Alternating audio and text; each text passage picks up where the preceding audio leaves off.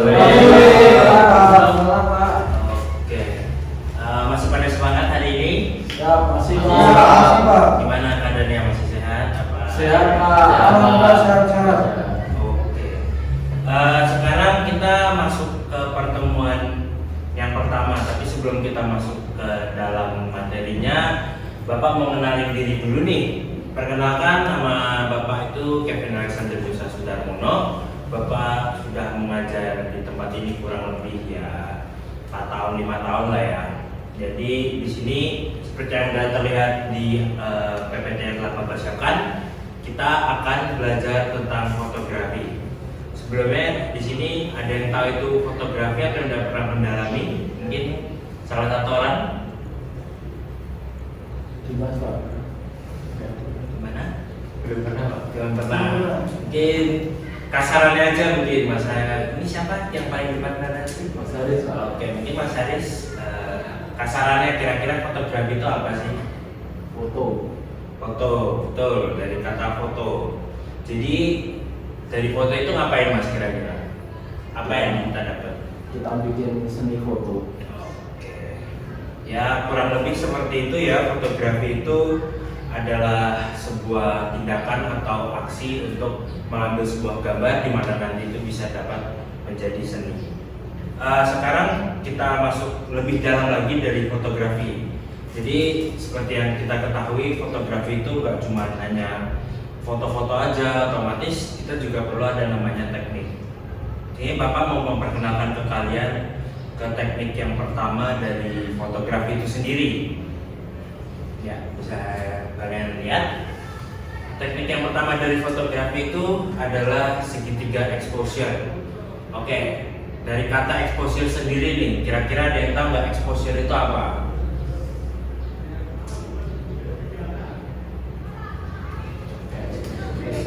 Exposure dulu deh, exposure dulu. Gimana? Mungkin barisan belakang atau depan? Ada yang bisa itu? Mungkin mas-mas yang pakai kacamata ini, siapa namanya Mas? Dimas, Pak. Oh, Mas Dimas. Ya. Apa itu exposure atau segitiga exposure kira-kira? Itu Pak, segitiga exposure merupakan elemen dasar dalam fotografi yang di dalamnya terdapat 3 elemen dasar, yaitu aperture, terus shutter speed, sama ISO, Pak. Baik, tepuk tangan dulu Pak. Oke, seperti yang udah tadi Mas Dimas bilang, exposure itu menyatakan cerah atau terangnya atau tidaknya jumlah pencahayaan dari sebuah foto. Jadi kalau misalnya kalian sering lihat foto ada yang, oh ini gelap banget sih, oh berarti ini settingan dari exposure itu bisa kita bilang sangat rendah. Ukuran dari exposure itu sendiri itu saat kita mengambil sebuah foto itu harus selalu diusahakan ukurannya normal exposure atau biasanya diindikasikan dengan angka 0. Under exposure itu dapat menyebabkan foto kelihatan gelap, namun kalau over exposure itu dapat menyebabkan foto kelihatan terlalu terang sehingga sangat-sangat kontras ya. Oke, sekarang ini adalah beberapa contoh dari exposure yang dimana digunakan. Jadi semuanya ini sebenarnya ada tujuannya. Jadi seandainya kalian mau ada di tempat yang sangat terang tapi nggak mau terlalu terang, mungkin bisa kecilin exposure-nya ke -1 atau mungkin -2 dan lain sebagainya. Ini adalah exposure yang pertama atau bisa dibilang exposure paling rendah karena dia berada di titik -2. Jadi ini sebutannya under exposure. Kenapa under exposure? Karena kita bisa lihat gambar ini gelap banget kan. Jadi kita nggak kelihatan sama isinya. Next. Oke, ini untuk sama bisa dibilang under exposure, tapi ini untuk -1 atau bisa dibilang lebih terang sedikit dari yang tadi. Oke, kalau normal exposure itu sendiri itu yang ada di tengah, kelihatan nggak kalian? Oke, ini baris yang paling tengah ini berarti ini seperti alat adanya atau mungkin sama seperti yang ada di alamnya itu. Kalau untuk yang overexposure sendiri itu bisa dapat dilihat ini lebih terang dari yang tengah tadi, sama juga yang ada di plus 2 ini. Oke, kita langsung next ke segitiga exposure. Seperti tadi yang Mas Dimas sudah singgung. Segitiga exposure. Dalam segitiga exposure itu terdapat 3 poin penting yang harus ada, yaitu ISO, shutter speed, dan juga diafragma. Jadi di dalam segitiga exposure itu mengandung tiga poin penting tersebut. Jika tidak ada, otomatis nggak akan ada namanya segitiga exposure. Mungkin kita masuk ke namanya diafragma. Kira-kira kalian di sini udah belajar biologi? Sudah. Oke, jadi diafragma yang ada di sini dan yang ada di biologi itu beda. Kita masuk ke bagian diafragma. Jadi diafragma itu adalah komponen dari lensa yang berfungsi untuk mengatur intensitas cahaya yang masuk ke kamera. Jadi sekarang aku tanya, mungkin Mas yang tengah ini dulu deh. Seandainya diafragmanya itu kecil atau lubangnya itu kecil, apa yang akan terjadi kira-kira? Cahaya yang masuk sedikit, Pak. Oke. Sedikit gelap. Dan seandainya kalau besar? Itu akan memberikan cahaya yang cukup luas, jadi nanti fotonya bisa terang, Pak. Oke. Betul ya, tepuk tangan dulu biar Mas Adi. Bijak. Oh, Mas Nizar. Oke, tepuk tangan buat Mas Nizar. Oke. Diafragma dari lensa itu biasanya memang membentuk lubang yang mirip seperti lingkaran, tapi aslinya itu dia menutup seperti ini, salah satu gambaran gampangnya. Jadi itu dia umumnya itu bentuknya 5, 7 atau 8 lembar, yang dimana semakin kecil itu, betul kata Mas Anizar tadi, akan mengurangi intensitas cahaya yang masuk, dan jika dia makin besar terbuka, intensitas cahaya yang masuk akan makin besar. Diafragma itu sendiri merupakan salah satu faktor yang mempengaruhi banyak tidaknya penerimaan cahaya yang ada pada sebuah foto atau gambar. Menurut Yosardi, bukaan diafragma itu adalah alat mengatur cahaya yang dapat masuk ke dalam lensa kamera. Bukaan diafragma itu berbentuk lembaran bundar terbuat dari logam yang biasanya membuka dan menutup. Oke, kita next. Diafragma itu letaknya di mana sih? Diafragma itu letaknya pada lensa dari kamera yang digunakan. Setiap lensa memiliki kemampuan untuk membuka dan menutup diafragma yang beda-beda. Makanya mungkin kalau anak-anak sering lihat untuk fotografer untuk pemain bola, itu kan kadang lensanya gede, kadang lensanya kecil. Nah, jadi ini pengaruh juga terhadap diafragmanya. Nilai diafragma itu dinyatakan dengan F per XSX atau besaran dari diafragma itu. Misalnya ada yang paling atas kiri itu ada F per 2,8, sebelahnya itu F per 4, terus F per 5,6, F per 8, dan seterusnya dan seterusnya. Diafragma sendiri itu juga mempengaruhi ruang tajam atau yang biasanya disebut DOF, depth of field. Jadi dimana dengan diafragma yang besar itu angka F-nya akan kecil dan didapatkan ruang tajam yang sempit. Demikian pula sebaliknya. Hubungan antara diafragma dan exposure. Kalau ini dengan adanya banyak cahaya yang masuk ke dalam diafragma, otomatis exposure itu bakal lebih terang. Jadi kalau misalnya kayak gini, berarti tadi exposure itu plus berapa kira-kira? Mas yang di belakang yang main laptop di ujung kiri, siapa namanya Mas? Yusuf. Kalau misalnya cahaya sangat terang nih, tadi itu kira-kira plus atau minus Mas? Plus. Betul sekali. Oke, tepuk tangan buat Mas Deswa. Jadi betul ya, seperti kata Mas Deswa bilang tadi, semakin besar cahaya atau semakin terang cahaya itu kurang lebih seperti exposure misalnya plus 1 atau plus 2. Dan semakin kecil dari diafragma itu juga bisa diartikan sebagai exposure yang lebih sedikit, jadi itu lebih ke arah minus. Oke, kita lanjut hubungannya antara diafragma dan juga ruang fokus. Jadi di sini ada contoh 3 gambar. Seandainya ini ada beda-beda diafragma ya. Jadi yang paling atas ini diafragmanya yang paling besar, yang tengah ini sedang, dan juga yang paling bawah ini itu diafragmanya paling kecil.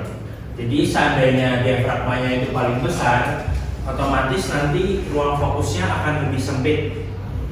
Dan kalau untuk yang medium akan lebih besar dari yang tadi, yang lebih kecil, dan yang paling kecil bukaannya itu akan memperlebar atau memperpanjang ruang fokusnya itu.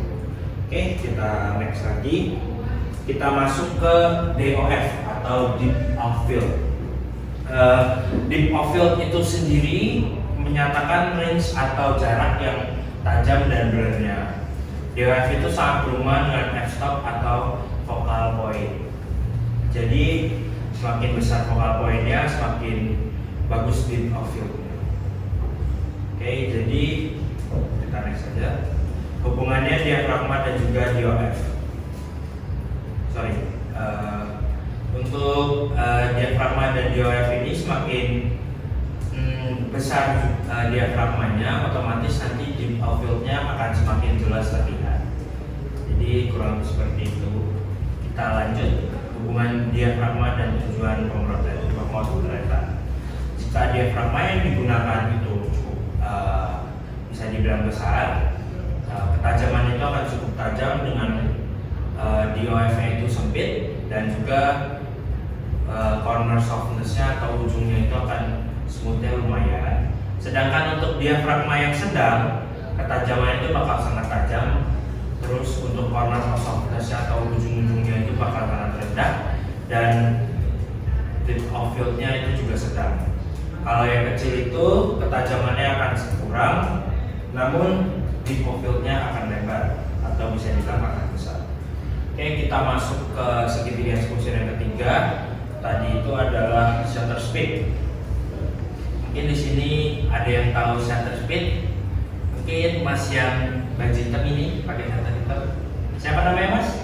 Menggasok. Oke, mungkin apa itu kira-kira shutter speed Mas? Shutter speed adalah lama waktu di depan sensor gambar terbuka. Ketika shutter terbuka, sensor gambar terpapar ke cahaya dari paparan, itulah gambar tercipta. Oke, betul sekali. Tepuk tangan buat Mas Bagas dulu. Bahasa gampangnya shutter speed adalah kecepatan buka rana. Rana itu yang mana sih? Kalau di sini tuh rana itu yang ini ya, yang kotak atau yang berbentuk persegi panjang itu. Terus rana itu dapat mempengaruhi pencahayaan yang sempurna, mengontrol blur, dan juga membuat efek yang menarik. Tepat di depan sensor kamera terdapat tirai berbentuk lempengan tipis atau tadi rana itu. Dan juga ketika kita memotret, maka rana akan menutup dan membuka. Jadi makanya kalau kita lagi memotret sesuatu akan bunyi ceklek atau mungkin ceklek dan segala halnya itu. Oke, shutter speed lambat berarti rana akan terbuka lebih lama. Berarti dia akan membuka lebih lama dan cahaya yang masuk akan lebih cepat dari shutter speed yang lebih cepat gitu. Kita next hubungan shutter speed dan exposure. Jadi seperti yang kita bilang, cahaya semakin lambat semakin lama rananya terbuka, otomatis cahaya yang masuk akan semakin besar.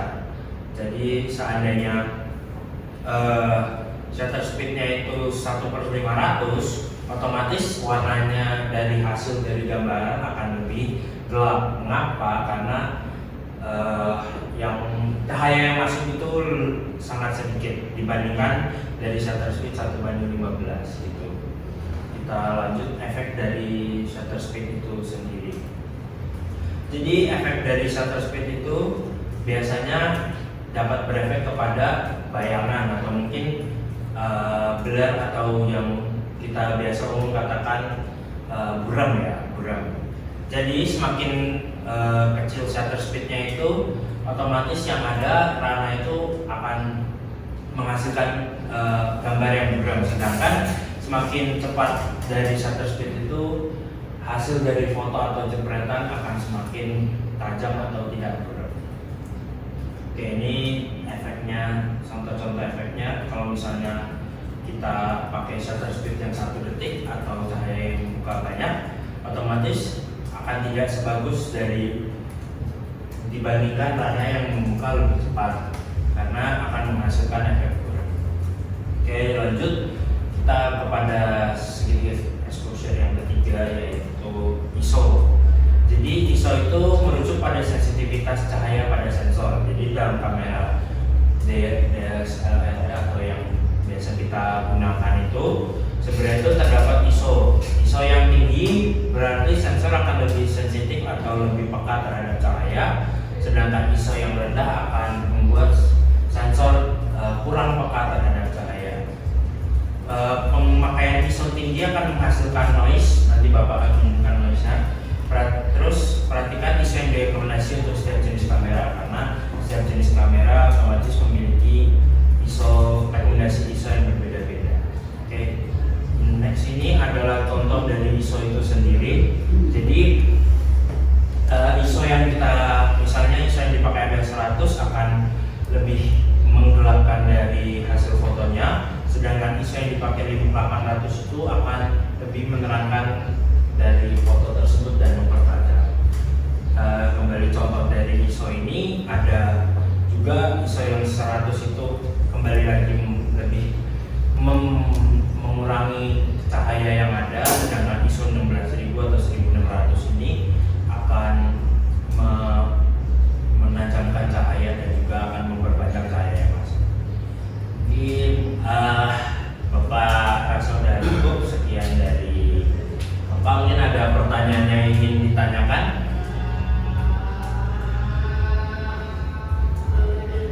Cukup Pak. Oke, mungkin tidak ada.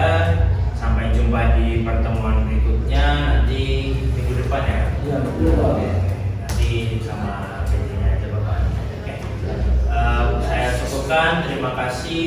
Selamat sore menjelang malam. Selamat Ya, sore Pak. Pak. Terima kasih Pak. Terima kasih.